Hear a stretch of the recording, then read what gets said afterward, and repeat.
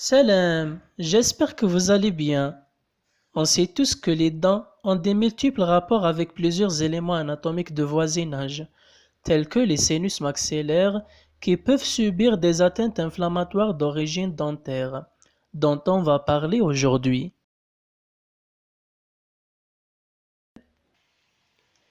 Le sinus maxillaire est une cavité pneumatique développée dans le corps de l'os maxillaire.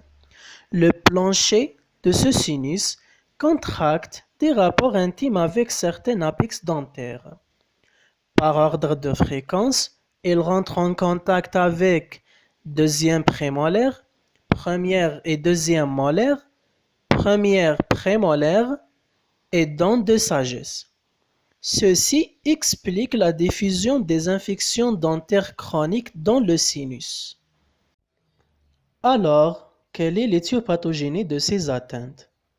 D'abord, faut savoir que la lésion initiale est habituellement une osteiite circonscrite du plancher sinusien qui provoque par contiguïté l'inflammation de la muqueuse sinusienne, généralement sur un mode chronique. La muqueuse peut alors subir des transformations de type hyperplasique, polypoïde ou métaplasique. Les sinusites sont causées le plus fréquemment par la parodontite apicale aiguë ou plus souvent chronique, granulome ou kyste. Comme elles peuvent être causées par les accidents lors des soins ou lors des extractions dentaires, comme le dépassement de pâte d'obturation canalaire, projection de germes, dents aux racines fracturées lors d'exodontie, implant dentaire perforant et perforation instrumentale. L'examen clinique. Commençons par l'examen de la cavité buccale. D'abord, au niveau dentaire, on doit rechercher les algées dentaires provoquées ou spontanées, traitement dentaire ultérieur et les dents incluses. Et au niveau parodontal, on doit rechercher une rougeur apicale, modification de l'aspect de la gencive, fistule et mobilité dentaire. Pour l'examen radiologique, si on veut des incidences sinusiennes, on peut demander l'incidence de Blando, de Hertz et la scanographie, où la sinusite se traduit par différents types d'opacité, soit une opacité totale franche, opacité limitée ou une opacité encadrée selon le cas.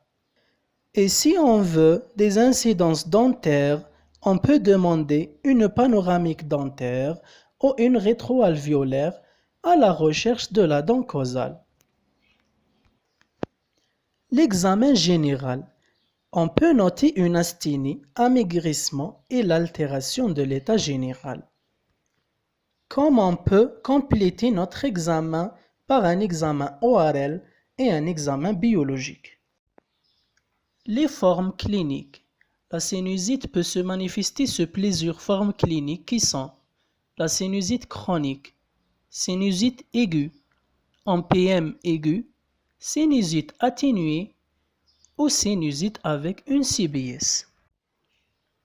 Pour la sinusite chronique, il existe toujours une osteiite de plancher hyperplasique granulomateuse et polypoïde, en plus d'une suppuration fétide peu abondante. Ce type de patient souffre d'une douleur sinusienne discrète unilatérale, un mouchage purulent unilatéral surtout matinal et une cacosmie subjective unilatérale. Comme on peut trouver chez ces patients des troubles digestifs, des crachats purulents et même des pharyngites.